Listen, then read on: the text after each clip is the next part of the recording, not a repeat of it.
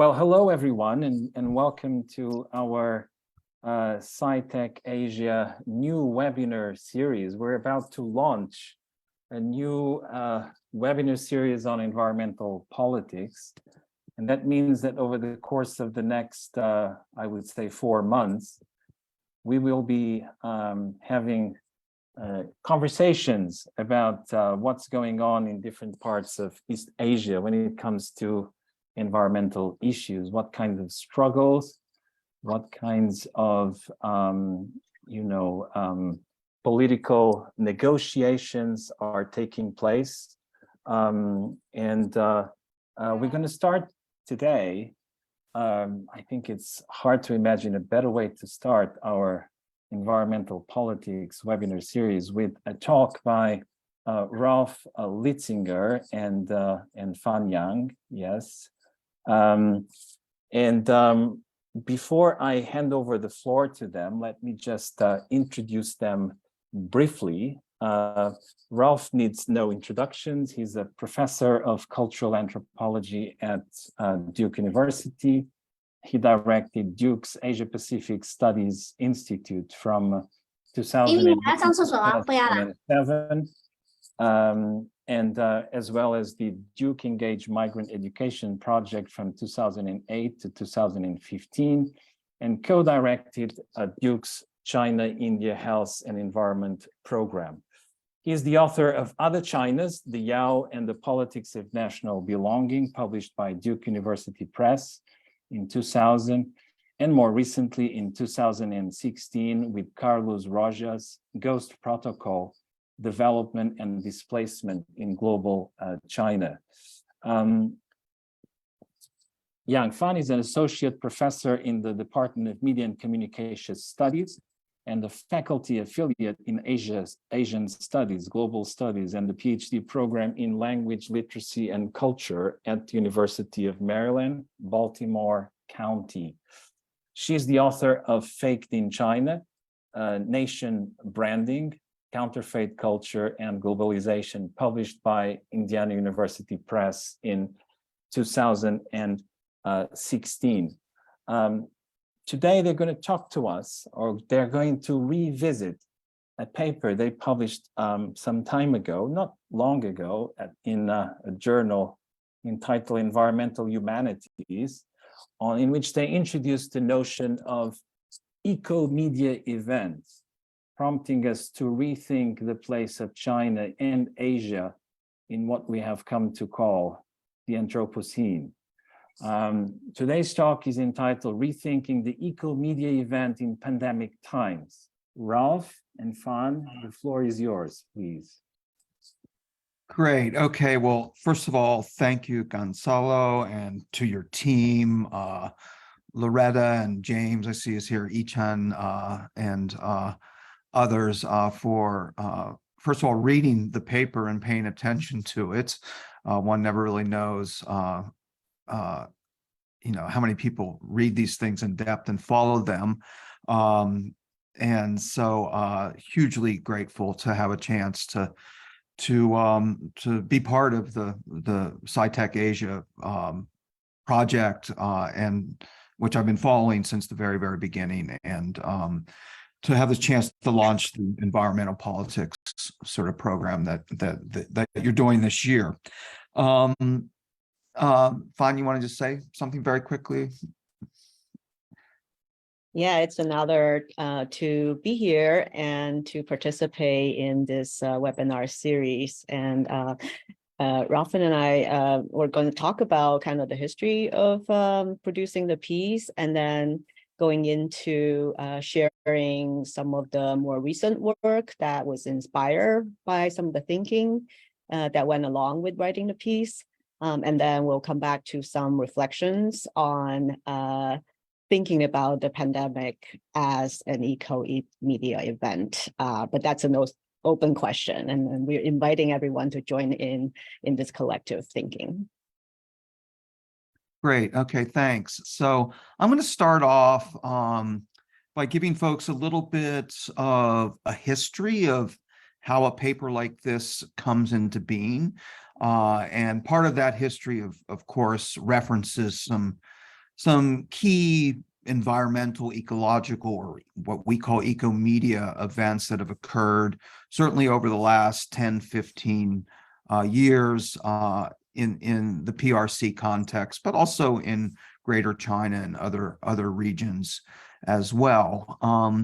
So Fanyang and I really start to sit down and talk about this, the sort of the issues that we explore in the paper around 2015, 2016, and then the project really gets crystallized in 2017 when my colleague and Fanyang's colleague, because she's been to Duke many times, Prasenjit Duara, who heads the Global China program at Duke, invited us to sort of present a very, very first early kind of thought piece that eventually became this paper. So back in 2010 to 2013, 2014, I was living in Beijing for 6 months of the year, from sort of January, usually right after Chinese New Year, through August, at Beijing University's Health Sciences Center, running a project that was kind of comparing environmental challenges and policy challenges between China and India. This was the time of what came to be called and it's a terminology that I think became very, very ubiquitous, but also has some of the kind of yellow-peril, yellow eco-peril sort of sense in the title. And this was the so-called Beijing or North China air apocalypse, which was a term that was in very, very common use, especially in the Western media, and with even the U.S. Embassy in China, which set up its first sort of PM monitoring system independent of the Chinese government, and was constantly, challenging the Chinese government's reporting on things like this. So these were, it was a pretty serious air catastrophe, I guess you would call it. Whether or not it was an apocalypse is another question. Obviously not, in part because Beijing as a city has done a lot to clean up its air, and we could sort of talk about some of the science and tech and policy issues behind that. Workers have paid a huge cost to make Beijing now a blue sky city. But in any case, this was the sort of the first thing when Fan and I finally met at a conference or something that we were very, very enthused to talk about. And then around this time, the film Snowpiercer came out. And this was, if I don't know how many people in the audience have seen this kind of sci-fi eco-apocalypse film made by the amazing Bong Joon-ho, who also, of course, is probably more famous now for films like Parasite. But this was a film that is about many things at once. It's about a geoengineering intervention in climate change that goes awry. The survivors of this disaster that is supposed to fix climate change, but actually freezes the planet, ends up on a corporate sponsored train that encircles the Earth. And on that train, and this is where the sort of fanciful sort of notions sort of arise in the film, you have a kind of, radically subaltern, dispossessed, seemingly powerless working class subject at the very, very back of the train. And as you move forward through the different compartments of the train, you have people that occupy different kinds of lifestyles and different kinds of class positions. The power struggle ensues, and the back of the train, has an uprising. They eventually get to the front, and in the end, with the use of a drug that is called chronon on the train, which is made from an industrial waste product that people are eating. They use this to actually blow up the train, and no one survives except two non-white children of color. So we were really, really excited about this. There was a lot of critical writing about this. Gary Caravan, Aaron Beatty, as a kind of public intellectual, all weighed in on this. It was a film that was supposed to be, so it really crystallized the challenges of the climate change moment, the ecological catastrophe moment. And we thought it was really, really interesting that in the end, the two survivors in this kind of all-white sort of Arctic landscape that confront a polar bear are non-white. So we started to talk about the racial dimensions in the film that it seemed like a lot of the critics missed. At the same time, as you will recall, in 2014 or 15, Chai Jing's sort of TED Talk, high production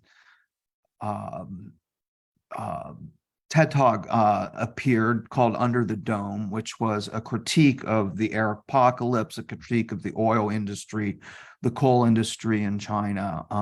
So there were lots of different things that were coming together when Fawn and I started to first talk about this. We finally sat down after the 2017 conference at Duke and decided to write a paper and to submit it to Environmental Humanities, in part because this was a fairly new journal at that point in time, and there hadn't been a lot of stuff on Asia or China in the journal to that date, and we wanted to get something in there.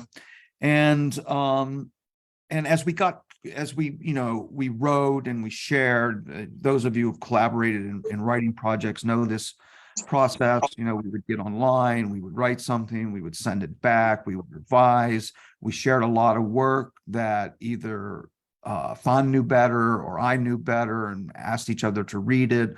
A lot of the stuff in the paper on time and body and matter really came from Fawn's teaching, and some of the stuff on eco-media was coming out of a class that I was teaching on eco-media.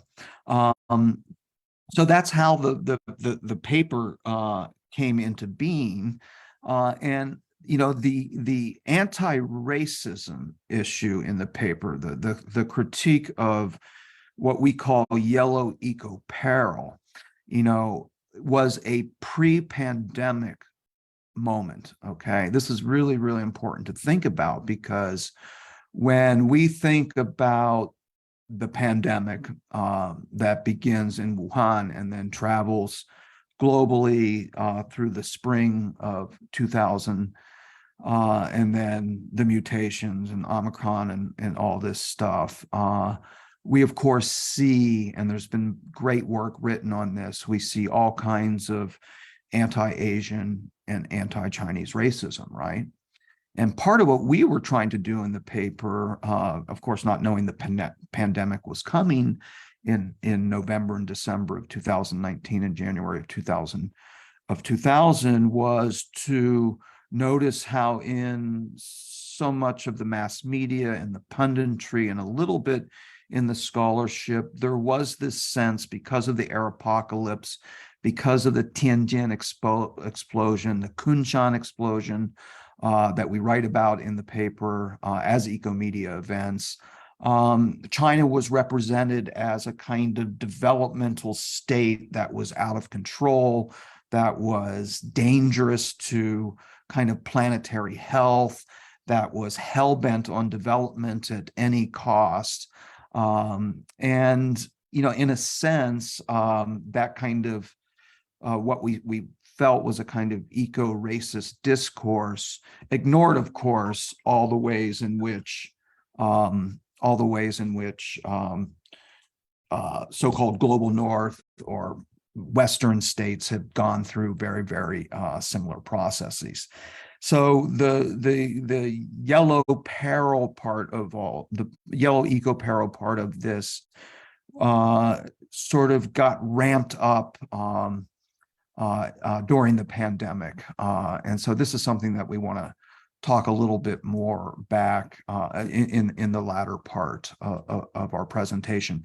So that's kind of an overview. We wanted to start by giving you an overview of how we came into this project and how we came to write this paper, and highlight the fact that it was really tracking events that kind of began to occur around the Beijing Olympics in 2008 through the air apocalypse, critiques of the air apocalypse from like Under the Dome and other people in China, then these massive explosions, the Tianjin and Kunshan explosions in 2014, 2015, and then the Western media discourse on how China was losing control of its kind of environment and was sort of the major global agent of a kind of ecological catastrophe. So that's sort of the background of how we came to this. Now I'm going to turn it over to Fan to talk a little bit more about the main points that we want to highlight in the paper. Oh, instead of highlighting the main points, I also wanted to more teasing out some of the key inspirations from writing the paper. Maybe I'll just add quickly that I believe the first time Ralph and I became in touch was actually through Facebook after you read a paper I wrote on the fake Apple store in China. So I bring that up because not only because of the mediated nature of our encounter, but also the fact that you were paying attention already and wrote quite a bit on the Foxconn factories in China and the labor activist work that goes on there. So there's already that very material dimension of our mediated encounter that also reflects some of the thinking that went into writing the paper. So I just wanted to say also just really grateful for Ralph for the inspirations over the years. I mean, I was trained as a cultural studies scholar who did not really have a Chinese expert in my department when I was doing grad school. So naturally, I was seeking out works that would actually inspire me. And Ralph's work in post-Mao China was one of those that really provided key inspiration. So just really grateful to have had the opportunity to work with you. And so I'll kind of move into talking a bit about primarily three key inspirations from writing the piece that really shape a current project that I'm working on, tentatively titled Disorienting Politics, China Media and Transpacific Entanglements. So a bit of a mouthful at the moment. But first thing is what I just mentioned in terms of the attention paid to media materiality. As I mentioned, coming from a cultural studies tradition, we've been always paying more attention to meanings or meaning-making practices. So in that regard, there's a tendency to reduce media as sort of an instrument for representation. Whereas if you look at our paper, we really engage with this new development of media materialism, which really argues that perhaps there's materiality of media that is irreducible to meanings. And so with that in mind, it also helps shape what I do in this project of looking at China's mediated presence in 21st century America. So of course, we've heard quite a bit about kind of the representation of China in US discourses. But to me, that kind of representationalism is kind of inadequate, having gone through writing the paper with Ralph, precisely because at this particular moment, all the rhetoric around so-called rising China is kind of inviting us to think about this actor or China as more of an actor and subject, as well as an object that is in turn othered. And so in other words, this is kind of revisiting people like Edward Said's work on Orientalism to not just reduce China into a preformed object to be then represented through media, but rather a subject that partakes in the making of the kinds of media that in turn represent this object.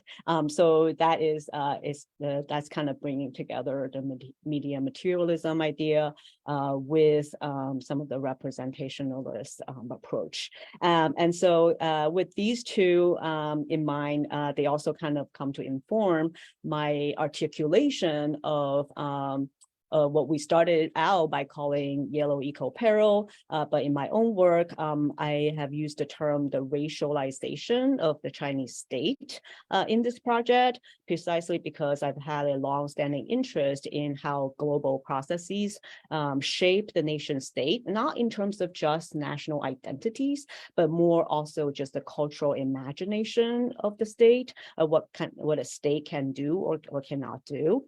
So this is probably most apparent in the COVID moment when the rhetoric of China virus, or quickly turned into Chinese virus, still really has this fixation on China as a maker of the virus. And then in turn, kind of calling upon the US state as a response, but in a very particular kind of state in response, not the kind of state that really is set out to serve the public good, but rather is a kind of antagonistic figure toward this rising other of China. So this is what I'm calling racialization of the Chinese state in terms of thinking possible ways to engage China in the conversation of racial capitalism, which is something that I've been learning from folks in Asian American studies more specifically. So to kind of connect back to the discussion of COVID, in my conclusion of the manuscript, for example, I try to think about when we say media, I mean, of course, throughout the book, I try to talk about media life. This is a concept from Mark Dose, a philosopher, who talks about media not just hardware, software, or content, but also just everything that we do with and in response to media. So in some ways, I'm in this project looking at how China, the figure of China, manifests itself in American media life.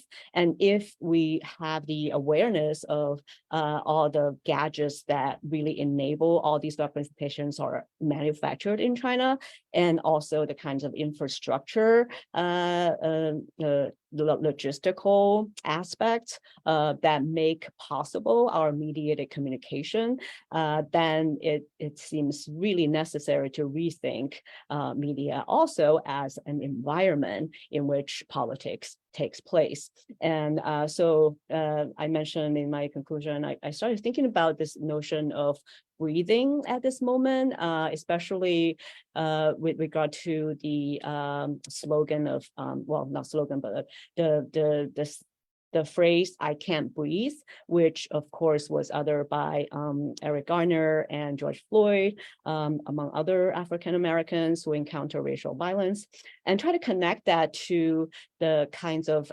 air apocalypse that Ralph mentioned in the first decade or two. in China, and thinking about just this very longstanding uneven distribution of breathing among people of color, and try to bring together these seemingly very incommensurable experiences into a kind of relationality. And in turn, perhaps that can form a ground for thinking about politics. So that is kind of my segue into thinking of what we would like to share with you, some of the very preliminary thinking about COVID or the pandemic as possibly another eco-media event. So I, again, wanted to make, well, more like 4 points, I think. One is, if we recall in our paper, we talk about these eco-media events of the Kunshan or explosions really are moments are kind of spectacular and captured by way of mobile media, other technologies, but also bring into visibility these entanglements of the deep time of mineral, as well as our kind of a speedy kind of transmission of information of the digital age. So very interestingly, though, is the key point that we also made there is these are moments when the invisible dust that actually went into the production process of our media kind of makes its presence, makes itself visible through these very spectacular events. So that makes us wonder about the non-human virus in connection to the kind of non-human matter that figured into these explosions. So of course, the pandemic is not explosive in the same sense, but certainly we do use terminologies like outbreaks to describe, and visually the representation of outbreaks on a map can also be somewhat linked or even compare to what we've been calling explosions. So there's something about that making visible of the unseen that is also happening with the pandemic moment. And then a second point is that the idea of social distancing, and which also is followed by the mediated communication that has come to stand in for these kind of distancing of human bodies. That is also quite significant, perhaps not reflected on quite as much, I feel. And just the fact that it seems like, oh, going to Zoom, online teaching, all these immediate turn to media technologies as the solution, of course, very unevenly distributed of different classes. That is almost like unquestioned as a way to handle or continue a work and life in the pandemic. So that's also something to note. And then in relation to that, another point that we make in the paper is this very interesting engagement with time, in the sense that these are explosive moments, but also invoking the very deep time that really produced the mineral that goes into these media technologies of mediation. So if that, with that in mind, it's kind of challenging to say that the pandemic is itself invoking immediately the deep time of media. But at the same time, there are also some parallels, especially in the sense of this kind of interruption of life. But of course, again, very unevenly distributed, with essential workers basically have no interruption per se until they get infected. And then thinking about the workers in the supply chain, and in the global north, of course, talking about the disruption of the supply chain, whereas for the workers who later on in 2022, we observe kind of called into work to be in the closed loop of production, that is quite the opposite of interruption. So in other words, there's something to be said about this endurance of time of COVID that we would just invite everyone to kind of think together about of the time of COVID. And another very probably tangential point is we do think about, oh yeah, before COVID, BC these days. And what does that mean? What does that say about our perception of this time frame and the temporality of the pandemic? So yeah, and then maybe the last point I would make is perhaps it's not a coincidence that philosophers, anthropologists, actually Openbay, Bruno Latour, all wrote things during this time about the ecological crisis that provided the backdrop for the pandemic itself. And especially the idea of the pandemic being a dress rehearsal for the impending ecological crisis. So I think the connection there can perhaps be teased out more if we actually engage with the idea of eco-media event. So that's all I wanted to share for some thoughts, and I will turn it back to Ralph and offer some more recent observations, especially with regard to China's ending of zero COVID and the kinds of activism and other activities, movements that led up to that point. Thank you. Great. Okay. Thanks, Juan. That was really very thorough and just totally right on. And if people have questions more about, if you didn't get a chance to read the paper, about how we were thinking about dust and sort of the temporality, the explosions, the ephemeral, spectacular nature of all this, and then, you know, how it kind of compares to our experiences with either stuff that was going on wherever you live around COVID, or, and especially more recently since the spring of 2022 in China. We can talk more about that. One of the things that we do in the paper is we want to, you know, the agenda of the paper, in not only in terms of writing against this kind of yellow eco-peril, is also to get people to think about the ways in which almost every kind of ecological catastrophe or ecological, you know, explosion. You can think, you know, I don't know if people have picked this up in the last 2 days. There was just a major, and this will remind you of Zhao Liang's film Behemoth. There was a major landslide at an open pit mine in Inner Mongolia just a day ago. CCTV is now even got this all over Instagram and Facebook. You can see the videos that were captured, not by people with cell phones, but by CCTV surveillance cameras. So, you know, these older forms of extraction, like coal mining, gold mining, things like this, we wanted to connect those older forms of extractivism to the new forms of digital communications and digital lives. And we wanted to show how so much of what we know about ecological catastrophe or eco-media events is just almost entirely mediated by digital tools, right?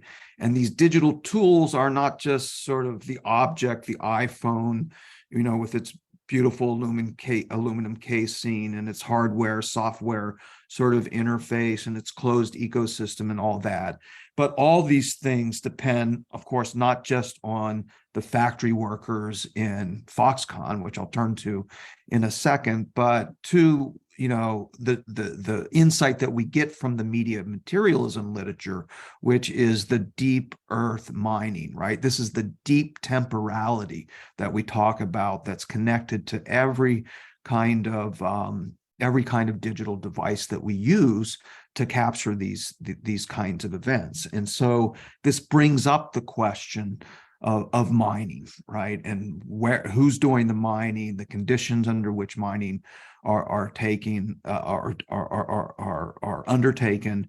And as you know, gold in Peru, our most sort of rare elemental minerals are being mined all over China. Coal is still hugely important to the Chinese energy industry, even though it's trying to sort of phase it out and sort of transfer coal plants to different locations around the BRI. We think of cobalt mining in the Congo. We think of the lithium triangle in the Argentina-Bolivia sort of mountainous interface there. All of these different minerals have this deep earth temporality, right? Because they took, like carbon, right? Our petroculture, they took, eons to produce and to create the kind of vital energy that now allows them to energize our devices and to create these forms of connectivity. So I think one thing we wanted to avoid in the paper is saying that, look, digital technologies, because of their imbrication in these deep histories of mining, because of the way on the other side of the supply chain, you have these incredibly oppressive working conditions at Foxconn and other kinds of factories on the Apple and other supply chain, that this shouldn't be the end of the story. That would sort of be sort of what Sherry Ortner has called a kind of dark anthropology, where all we do is think about the people in the mines or the people in the factories as nothing but victims, right? And so trying a little bit to get away from this discourse and anthropology of the obsession with the suffering subject, the obsession with the kind of dark anthropology, and think about, okay, so how do people who, for example, to come back to the dust example, a big chunk of the paper talks about black lung activism, right? So this is China's largest occupational disease. 90% of the people who have an occupational disease in China have chanfeibing, right, or what's called silicosis or pneumoconiosis, and we track a little bit from some of my field work with black lung miners and activists, some of the activism that they engaged in to get compensation, to put pressure on governments and former mining bosses, and talk about how it's actually how they use digital technology themselves, how they use cell phones and computers and internet communications to mobilize people to join their protest. Most of the protests that we talk about in the paper occurred in Lishan in Sichuan province, which has been a center of zinc mining and some gold mining, and also one of the sort of ground zeros for black lung. Another ground zero for black lung has been connected to Shenzhen and miners who were brought to the city at the very, very beginning of the sort of the transformation of Shenzhen into a global city. These were miners that came from Western Hunan, who were concrete blasters, right? Shenzhen sits on top of some of the hardest granite in the world, and to build all those buildings and hotels and the new sort of amazing skyline that is global Shenzhen, people had to blast down into that granite 150 feet deep. This was all happening in most of these miners were brought there in the early 80s. And because of the way black lung is kind of classic Rob Wilson slow violence sort of disease. It takes 20 or 30 years for this to show up. And I don't know if people remember this, but in 2017, 2018, again, pre-pandemic,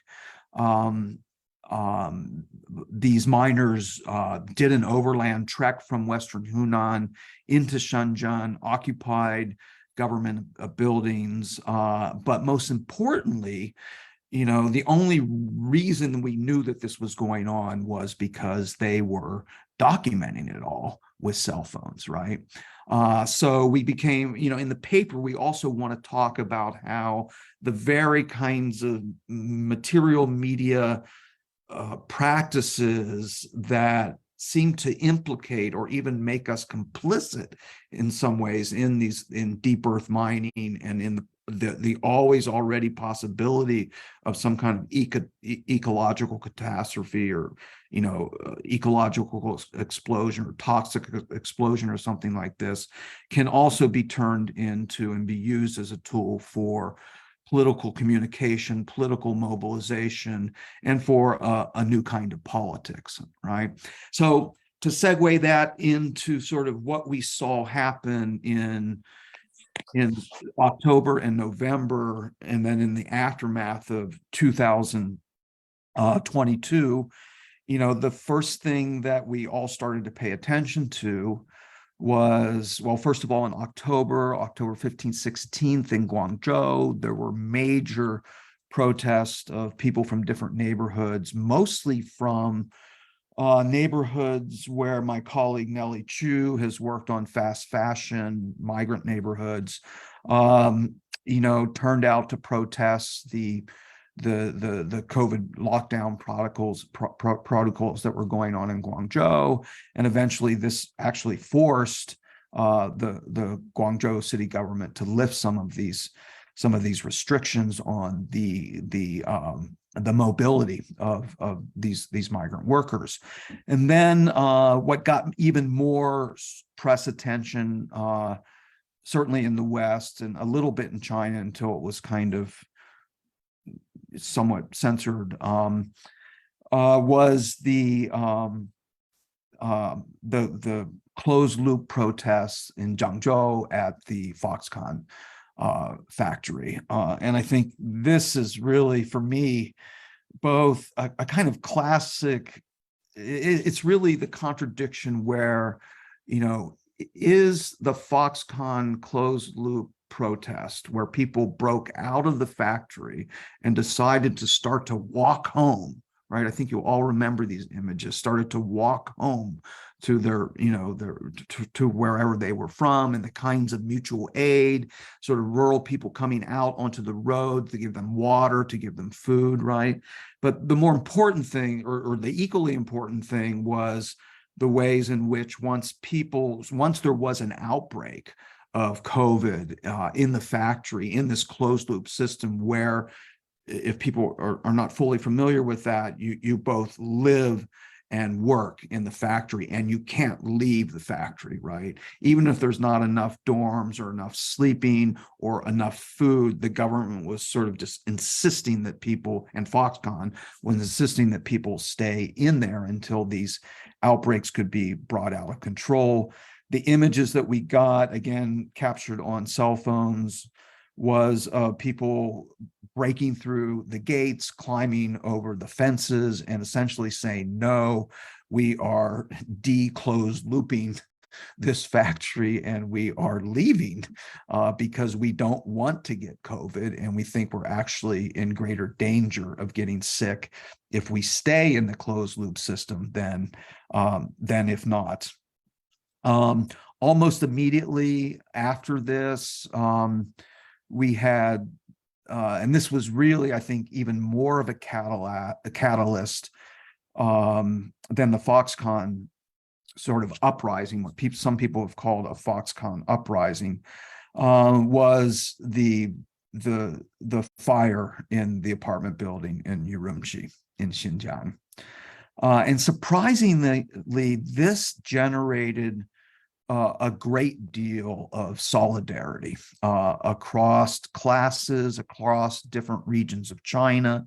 I think it's also ironic because Xinjiang was sort of ground zero for the most intensive COVID lockdown policies. It had been going on even before the spring of 2022 when Shanghai was under intense lockdown.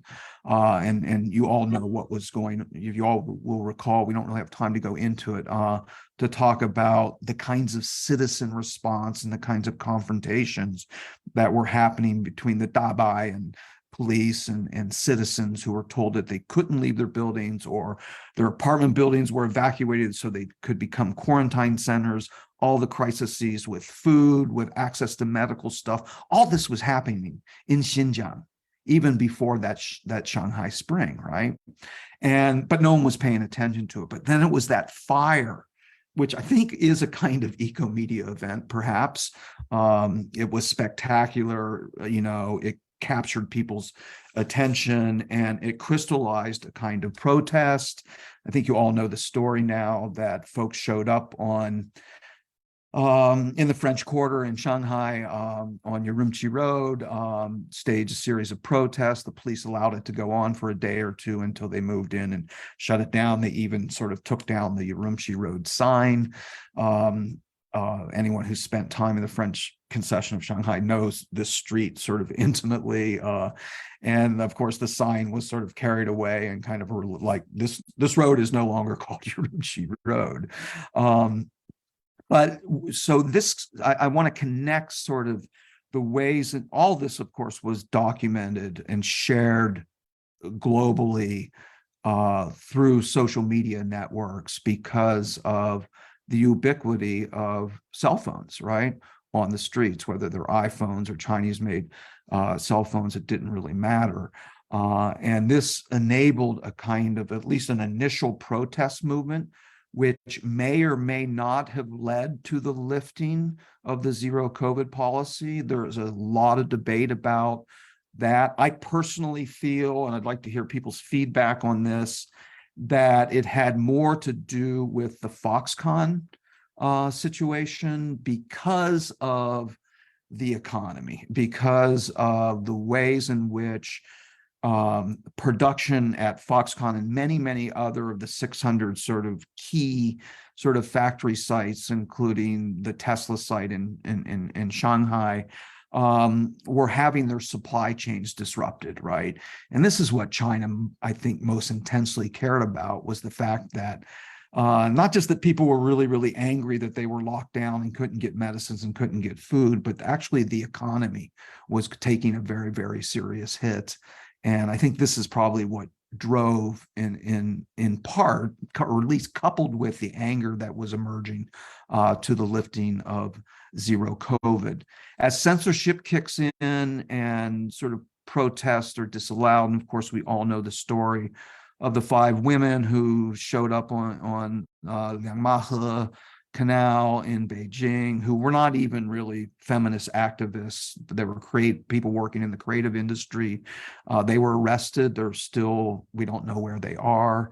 But what has happened, and I think all of us outside of China, whether you're in London, New York, at Columbia, at Duke, in San Francisco, LA, in Australia, in Sydney, I'm sure even in Lisbon and Portugal, we've seen something I think that is quite unprecedented. Maybe going back to Tiananmen, although even Tiananmen was a very, very different, it was a pre-digital, pre-web moment. It was a fax moment.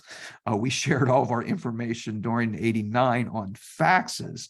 But what you had, of course, was this outpouring of anger, vigils, people replicating the sort of blank page protests that showed up in Shanghai on Urumqi Road, and then sort of using these same kinds of protest tactics in these different countries, in these different locations in the diaspora, and these have been really, really powerful powerful events. Now, whether or not all of this kind of, agency with the digital phone or with the digitality has been sort of how we think of that in relationship to the return of a kind of normal life in China, I think is a very, very difficult question, because even though so much of the energy was directed towards ending zero COVID, right, which for the state in China was always a biopolitical gesture, right? It was about, whether you believe it or not, it was about protecting the population. It was about making sure that something as infectious as the Omicron variant would not spread throughout the whole population, right? And so we had this idea that, and some people have written about this, about how, China was engaged in a kind of biopolitical governmentality that was aimed at protecting its population that spun out of control, right? Because the economy couldn't take it, and people's sort of everyday social lives and even their biological lives, their psychological health, they couldn't take it anymore. Whereas the US, because of the way under the Trump administration and then after Trump under Biden, was sort of pitched as a kind of necro-political state, right? As Fan was talking about earlier, we didn't care about what was happening to sort of frontline healthcare workers.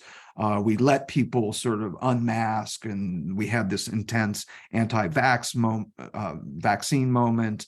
We had occupation of government buildings in Michigan because of forced vaccination or quarantine and things like this. And so the US sort of kind of became the necro-political state. But since the lifting of zero COVID, we all know what we've been hearing from our families, from our friends, from our colleagues. People are dying, hospitals are overrun,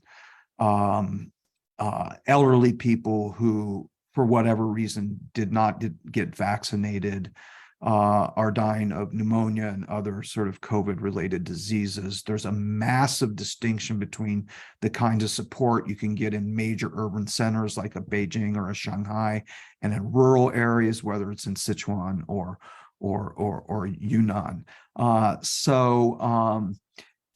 think of the zero COVID, post-zero COVID moment in China, not as a distinction between China as a biopolitical space and the US as a necropolitical space, but how in both of those moments you've had both things going on at the same time. And I don't like arguments that sort of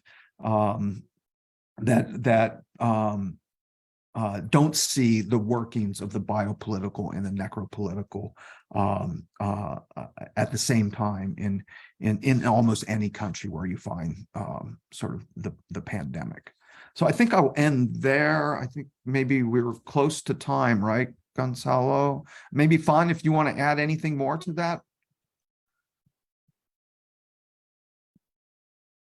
Perhaps just quickly reiterating one of the things that motivating the writing of the paper was this seeming lack of attention, if not even absence, in global discussions of the Anthropocene with regard to China, and especially its role as the world's factory in the past. Of course, China is also undergoing this aspirational kind of upgrade into AI and high tech. So those new developments may also invite new thinking. So I just wanted to throw that out there and hope to hear your thoughts. Thank you.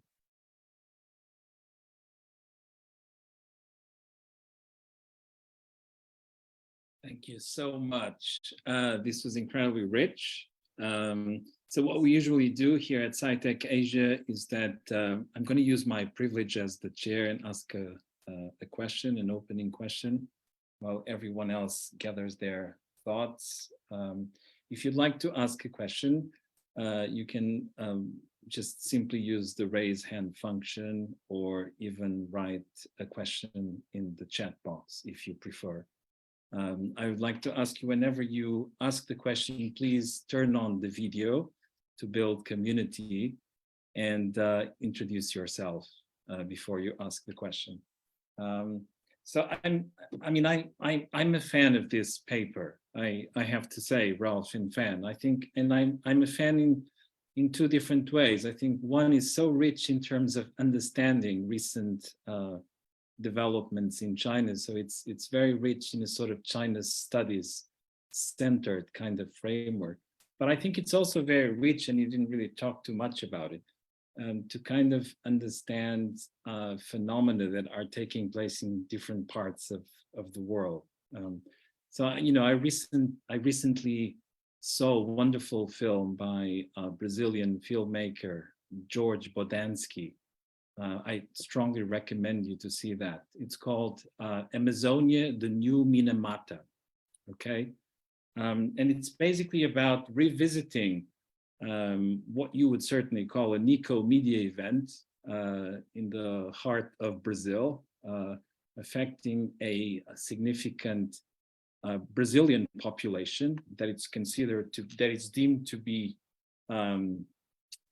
negligible. So you can I suppose it can die without that many costs. That is going through you know, a deepening process of mercury poisoning. So indigenous populations in Amazonia, in several parts of Amazonia, are going through you know, a process of increasing mercury poisoning that is leading to an outbreak of Minamata disease. Okay, this is a catastrophe of gigantic proportions, as Bodansky is talking about it. His film could be read as a preliminary eco-media event, or at least starting up an eco-media event, because there are some of these events go silenced. They are completely invisible because there are catastrophes that are not rendered visible at all.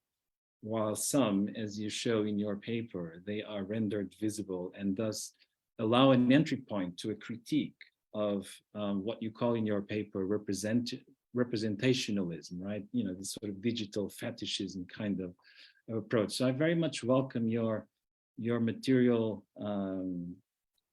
digital materialism kind of approach, you know, to kind of show us the contradictions of the world we live in as we partake in the process of watching catastrophe elsewhere and feeling comfortable about it.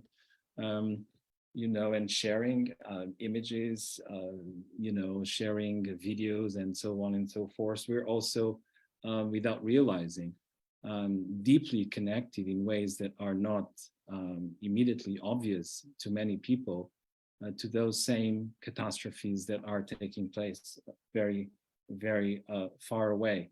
So, you know, I wasn't quite clear in the last you know, in the last, you know, the sort of, as you moved on to the pandemic, from the paper to the pandemic, I wasn't quite clear, you know, what was your, you know, how would you bring in the concept of eco-media events to think through what has been happening in the last 3 years? I mean, I'm thinking about, there's a lot of potential here. The critique that you make of eco-racism, for example, would certainly apply and be extremely useful to think about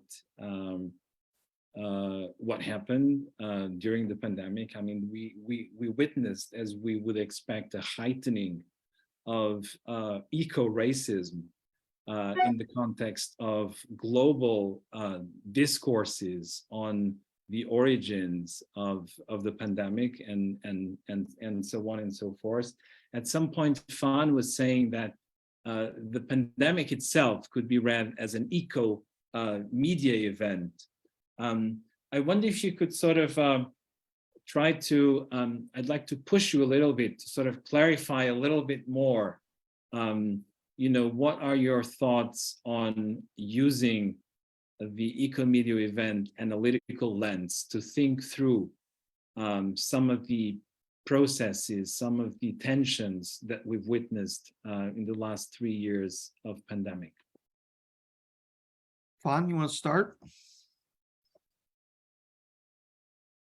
Sure. I think in the last 4 points that I made, I try to make connections to our paper, especially with regard to thinking about the human non-human encounter, as well as the relationship to time under COVID, and also the notion of the ecological crisis that the discourse around that really became very prevalent during this time. So I agree that Gonzalo, you mentioned that it's kind of a thinking in process. But I think the two things that I found to be really fascinating is precisely that, again, that this is a moment we're still encountering these like supply chain issues, in part because of China's role in the global economy. And I think that goes back to the motivation for the paper to address this dissociation or anti-relationality, another term that critics of racial capitalism often invoke. This goes back to your point about eco-racism. Again, is by situating China as if it's outside of the system, is erasing the very interconnectivity for which China plays such a huge role in terms of its manufacturing workers.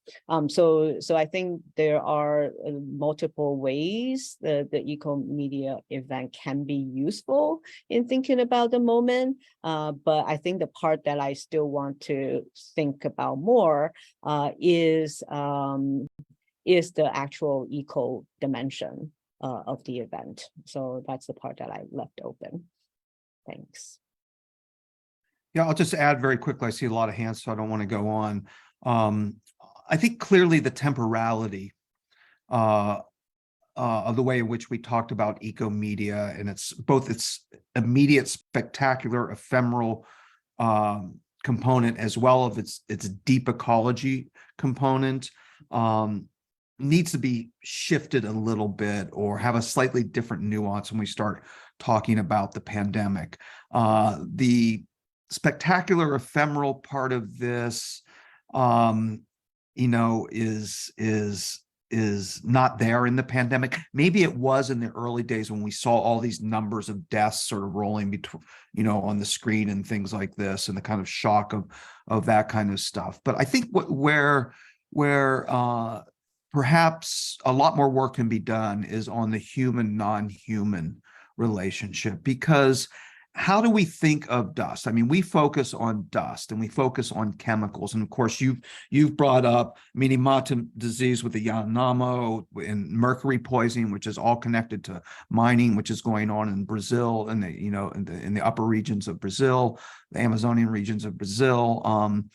So do we think of, a virus like a coronavirus in the same way that we think of dust that enters into the lung, or mercury poisoning that enters into the blood, right? I think that's where we need to do a little bit more work.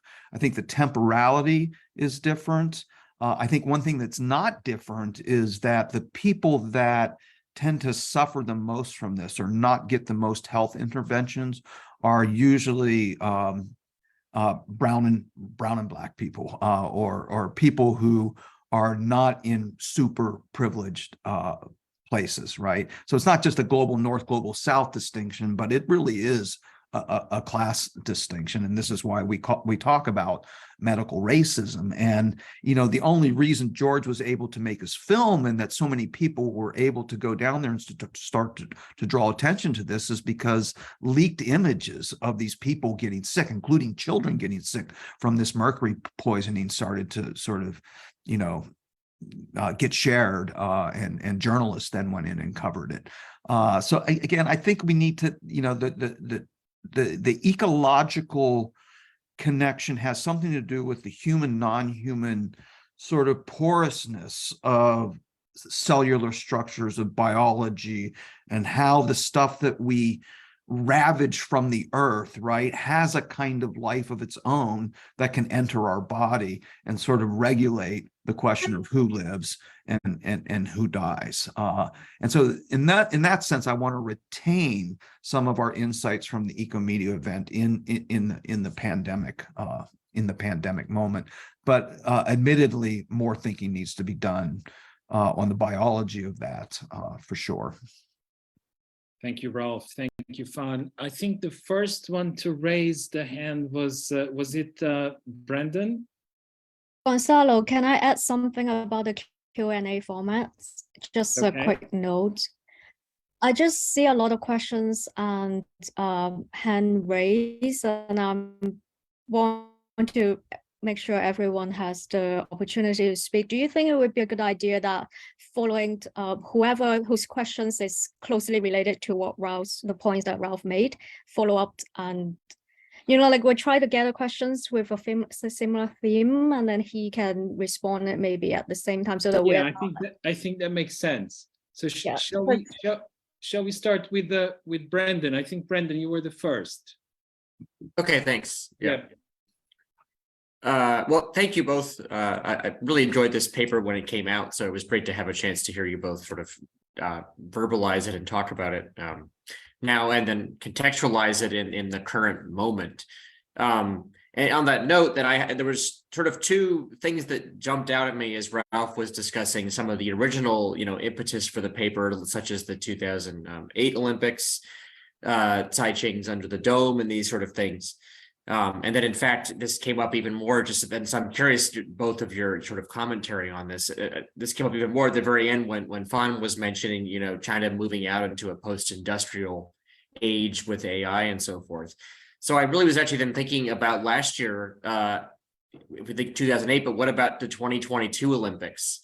I don't know if you recall, but one of the events that I think it was for snowboarding and freestyle skiing was this ramp that was built in front of an old factory. It was this completely I think it was, I don't know if it was intentional, but to me, it was a very, very intentional post-industrial imagery where they built this snowboard ramp right in front of an old gigantic smoke pipe. I mean, to me, that was just a sort of China's now post-industrial and we want to announce it kind of thing. So that really touched on what Fan was just saying. And then the other thing was that Ralph, you got into the closed loop with Foxconn and so forth, but the Olympics themselves were an international closed loop event, right? And it makes me sort of think with the whole Yellow Peril thing, was it becoming an inverse Yellow Peril with all these international athletes and media personalities coming into China and being put into this bubble system where they weren't allowed to interact with the Chinese general populace, right? The one I remember the most that was the most striking was there was a Chinese American figure skater, Vincent Zhou, who couldn't compete because then he tested positive for COVID.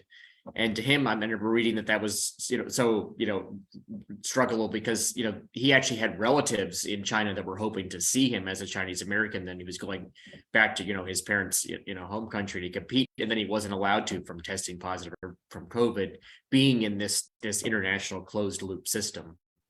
So as Ralph was going over the original pre-COVID events, then that was something that kind of jumped out into my mind and was just curious what you both thought about that. So. I think I'll just go very, very quickly.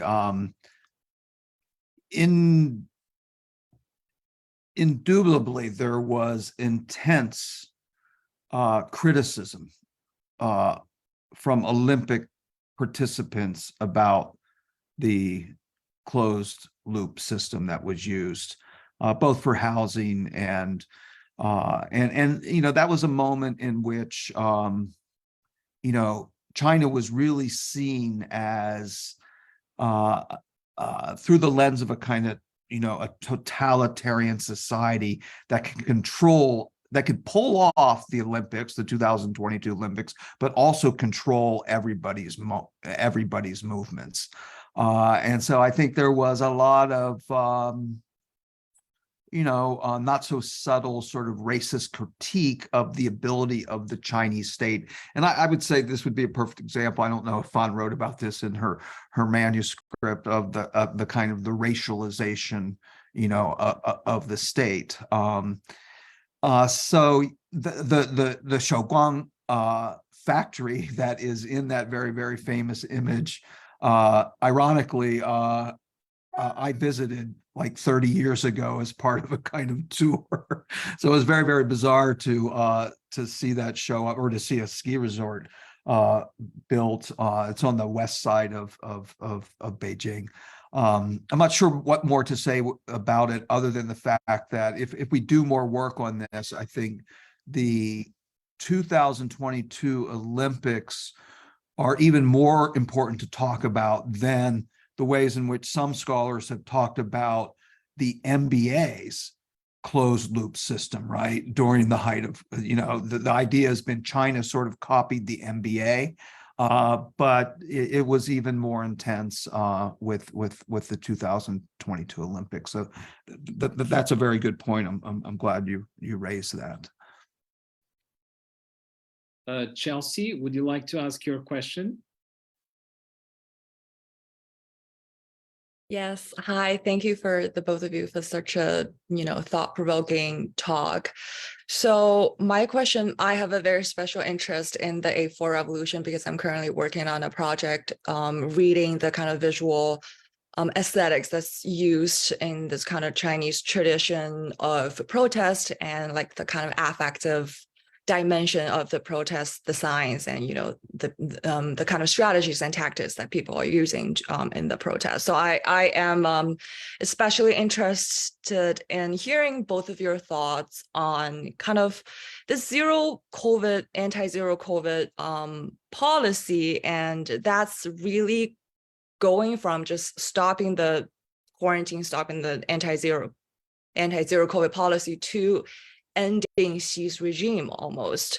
We see protests against his authoritarianism and even against the party state overall. So I wanted to kind of bring that up and connect this to Ralph's provocation of, thinking about what it means to return to a normal life after COVID, and in terms of living under this extreme form of biopolitical governmentality that people are living under. And now that this protest almost gave them kind of a opening and opportunity to kind of, even question this almost impossible thing to question at all, right? So I guess I just wanted to get you guys' opinion on, like, how does this media event enable people to respond to this kind of extreme governmentality differently, and how do we just continue to read political change in these media events from your perspective of digital materialism? Yeah, that's it. Thank you. Loretta, is your question related to this one, or is it an entirely different question? Oh, it's a different one. Different. Okay. Ralph, Fan? I'll let you take this one.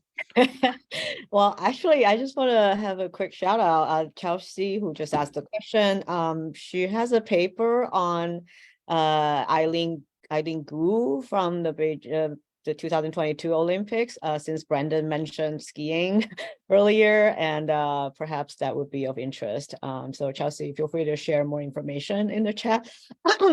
But I love that you are describing the protests as sort of a media event in a different way than our conceptualization of the pandemic itself as a more massive scale of a media event. I was struck by your discussion of the notion of protest giving in Chinese we would call a 台阶 for the government, a step stool or kind of way out for the state to legitimize the end of zero COVID. That's something that I've also heard, and I would love to hear what Ralph have to say about that. but I think embedded in that question is still something that I've been really curious to study more of, which is really the relationship between media and citizenship, which we put into the description of this paper.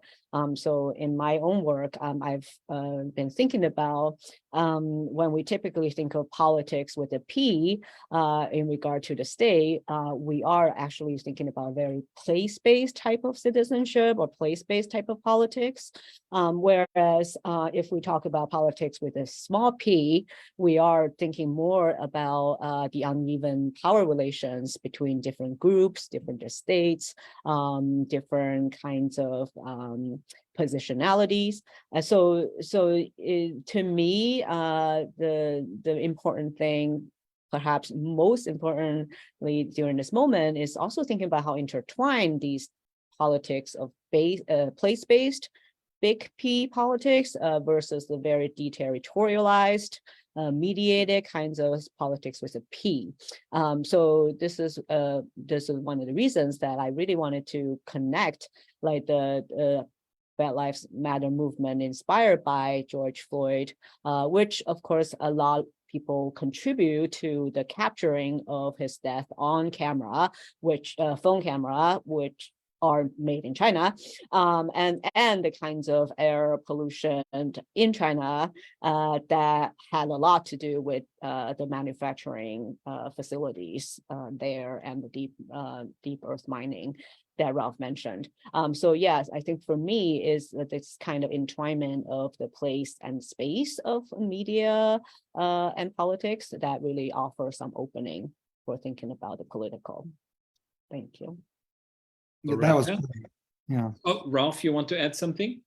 The only thing I'll say, I just really want to reiterate this, because I think this, Chelsea, if you're studying this A4 movement and through media, and I'm sure you're looking at it not only in China but also the diaspora, right? The transnational dimensions of this. I think that the real challenge to the state right now is that the imagined equation of the people with the party has been ripped apart.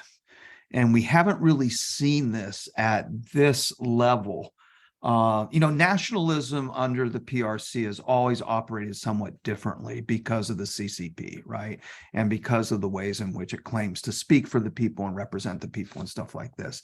And I just think that with the end of COVID and then the shock of how many people got sick and the pressure on the hospitals and the number of people who have died who are not even being listed as COVID deaths, right?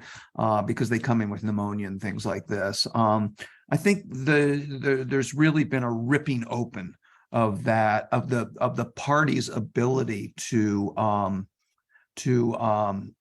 speak for the people, and to speak for people who feel victimized in different ways. It's interesting with Black Lung people, I'll just say really quickly, with Black Lung activists, what they want is actually a more responsive state. They actually want, in a weird way, more integration with the state system, and they engage in a critique of privatization, right? So they actually want the people to be represented and protected by the state. Something else is going on with the A4 movement, and especially the way in which it's spread to the diaspora, where you hear these unbelievable critiques of just the total failure of the biopolitical regime, of the biopolitics of the Xi regime. Loretta? Hi, hello. Thank you for the wonderful talk. I have two questions. I think my second question is actually related to Yi Chen's questions in the chat box. I'll start with the first one, which is when I first came across the paper, I was really read media events and analyze it. So I think in the paper you said you theorize it as something that's spectacular and also ephemeral. And you mentioned the two chemical dust exposure as examples of that. And it really struck me that yes, spectacular, absolutely. But is it like, I wouldn't like, because when I first read it, I wouldn't associate those chemical dust exposure as something that's ephemeral, given the slow violence and all that. And also COVID as well, because I'm not just talking about like long COVID, like there are a lot of jobs, relationship that has been, end as a result of that. So that's this kind of long-term, you mentioned about time. So that's this long-term effects and deep time elements associated with these events, the chemical dust explosions, COVID. Yet the theorization, the way you theorize eco-media events as something spectacular, I agree. But the ephemeral part, I wonder if you can say a little bit more about that. Would you tweak it a little bit in with regard to, the long-term effects of all these events? And the second question is about the activism. I really like that you say that you're trying to kind of move beyond what Michelle Murphy said, damage-based research, like dark anthropology, that sort of things, and looking at how people react, like their agency and activism. And it was really interesting when you mentioned that it was the digital technologies that enable people to do that. But at the same time, I was thinking that, like in China, a lot of people have access to these kind of technologies, like WeChat. Why do the black lung disease victims, they were able to mobilize, whereas like other people who have access to the digital media technologies may not? So there's something else there. I think it's not just access to the technologies. There must be some things about the black lung disease victims that are the victims of other kinds that are like, they don't feel that they motivate to mobilize and to fight for what they want. So I'll stop here.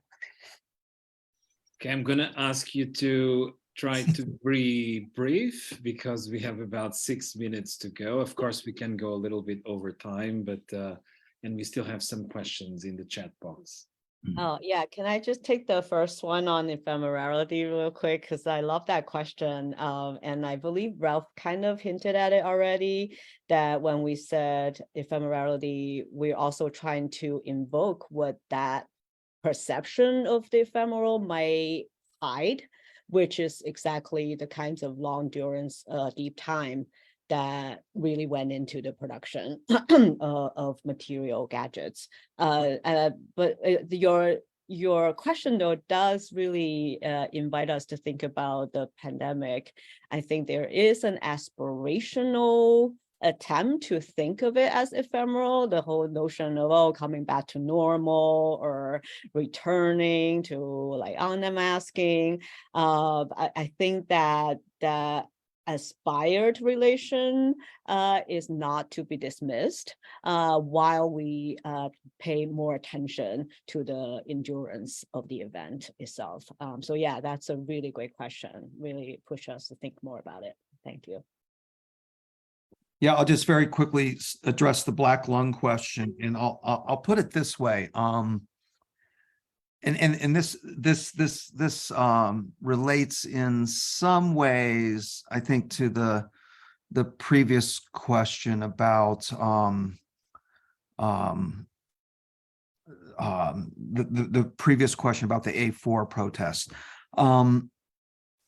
The Chinese state fears people who are productive, who can work, who are mobile, and who can build community through network connections. Black lung protests has been able to occur in part because, and black lung activists call the, they use the term feiren, right? That they're already people that are wasted. They're already people that have been disposed by the state. And so the state sort of allows them to do their protests, in part because it's consistent with the crackdown on privatized mining, and it puts pressure on local governments to round up these mining bosses who never gave these workers work contracts that would allow them to seek compensation. I think that those protests have been able to occur because we're we're really the state is watching disposable bodies make noise, knowing that they're never really going to cause some kind of revolution, right? Whereas with, the middle-class people on Urumqi Road in Shanghai, or the people who were storming out of their buildings in the spring of 2022 in Shanghai, and were directly, violently sometimes, pushing back against the Dabai and pushing it back against these undercover police and things like this.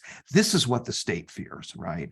Because they can use, sure, their waging groups get shut down, but that Apple's already in trouble, for example, for shutting down AirDrop, right?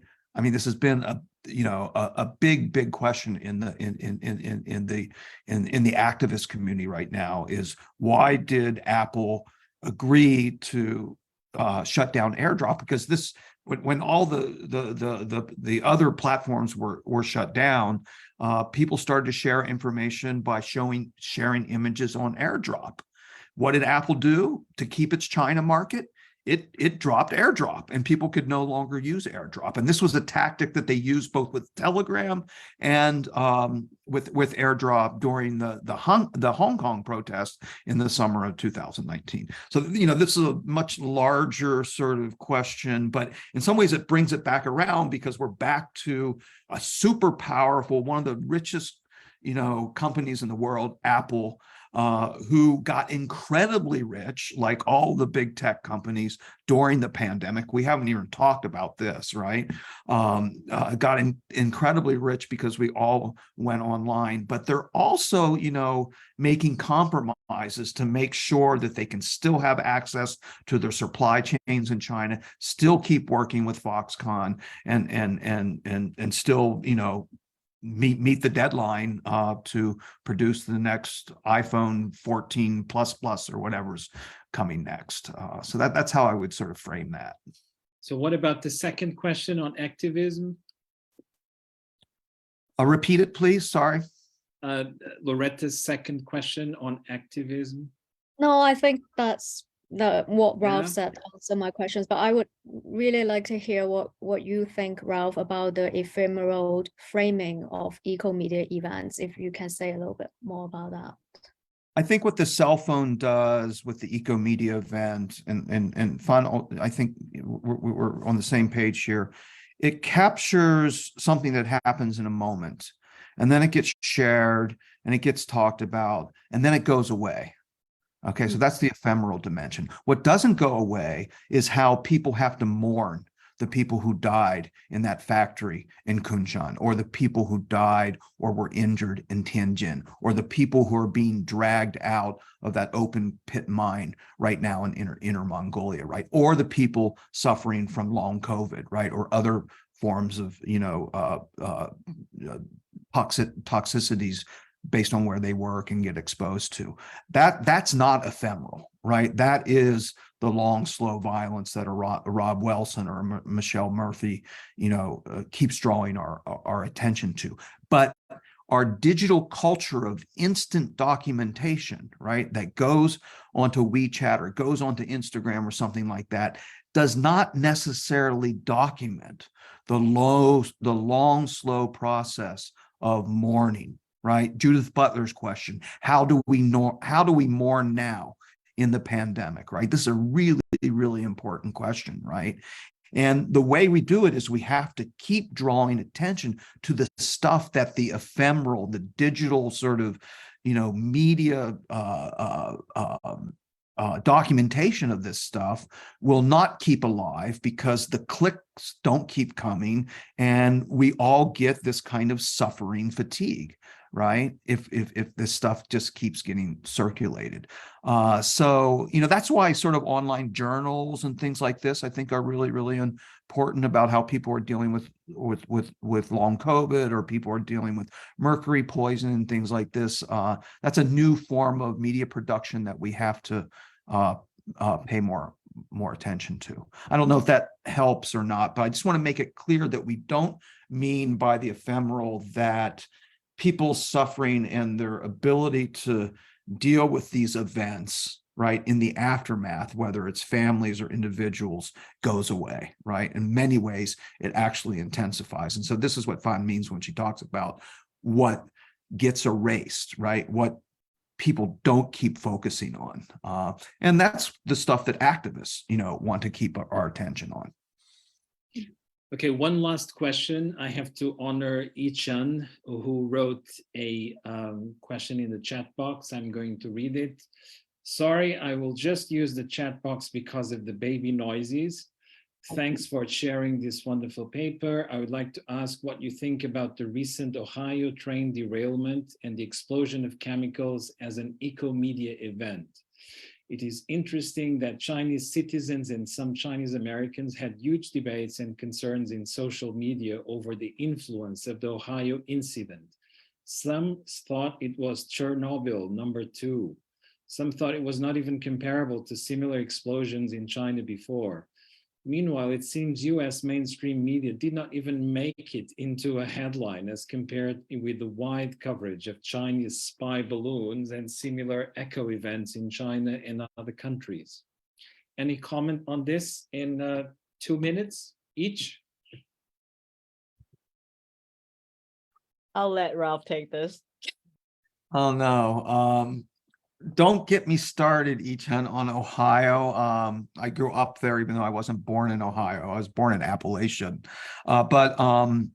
Yeah, I followed this very, very closely because it's not far from, I don't really have relatives there anymore. But anyway, yeah, I followed it very, very closely. It is a classic eco-media event, but we haven't seen the same kind of on-the-ground, bottom-up citizen documentation that we've seen with either other, toxic explosions in the US or in other countries. A lot of that has to do with, I don't know if you followed before this, I don't want to go off, this is going to be longer than 2 minutes, but, about the unionization of railroad workers and Biden selling out, the railroad workers. And now we have this catastrophe, and it probably occurred because there was not enough protection of either the railroad line or the workers themselves. And now reports are coming out that the people that were actually trying to drive that train did everything they can to sort of stop the wreckage, but failed. So yeah, I could go on and on. I'm not surprised that Chinese netizens are calling attention to the hypocrisy of the failure of the US media to make this really a central event, because I do think it's a central event, but it's also part of the imagination that the US, not on the Chinese netizen side, but on the Chinese media side, that the US now is kind of post-industrial. And this actually reminds us how, in fact, chemicals are all over the place in the US, waiting to explode. I mean, this is why we talk about a cancer alley between, New Orleans to Houston. This is why we talk about water pollution issues and lack of drinking water in Mississippi to Detroit, right? These are all these kinds of industrial moments that the mainstream sort of media and our governments want to imagine that we're beyond in the US, right? And this is where someone like Nick Shapiro's work, who we cite in our article, is really, really important, because we are still living in this moment of intense chemicalification, or what he calls the chemical sublime. And part of the American imaginary now is that we are post this sort of chemical dependency and these kinds of toxic events, which, those of us who grew up, Louisa, and those of us who grew up in the US in the 60s and 70s were all around us, right? We grew up with Lake Erie was a toxic soup, right, for 20 or 30 years. Silicon Valley has more Superfund sites than any place in the US, and few people know that, right? It's a totally contaminated space. So that would be my very, very quick answer to sort of maybe some of the dynamics that are going on with that. And Fawn wants to add something. Oh yeah, what Ralph just said also inspired me. Actually, I wonder Yi-Chen might be interested in writing a paper on it because I'm seeing a paper emerging there. Because in media studies, we talk about agenda setting on the part of journalists, kind of telling stories to tell the public what to think about. So in this case, it does seem like there's different priorities in terms of reportage that perhaps could be talked about. But I think this is another instance where a place-based event goes into global media circulation and then really generating the kinds of competing discourses and perhaps even visions. But at the same time, bringing into visibility of the kinds of slow violence that Ralph mentioned. So perhaps, again, important to think about media environment together. So thank you again. Well, thank you so much, Ralph and Fawn. Please join me in thanking our speakers today for this wonderful talk. Eco media events. I'm sure that we're going to see a wave of new studies emerging of place-based eco media events, as Fawn was saying, that eventually turn into or lead to globally competing discourses on what exactly happened and how, and who is the victim and who is not. Anyway, our environmental politics webinar series will continue next week on March 1st. We'll have Jeffrey Nicolaisen talking about the Buddhist encounter with liberal humanism and Atayal hunters in contemporary Taiwan. So I'm looking forward to that.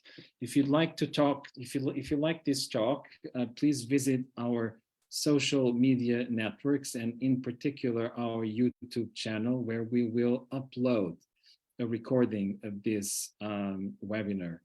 And of course, please like us on Facebook, YouTube, and so on and so forth. Thank you so much.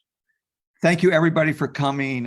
Thanks, Fawn, for revisiting this paper, and thank you, Gonzalo, and your team for inviting us. Yeah, thank you so much. It was great. Yeah, thank you. Very inspiring. Thank you so much, everyone.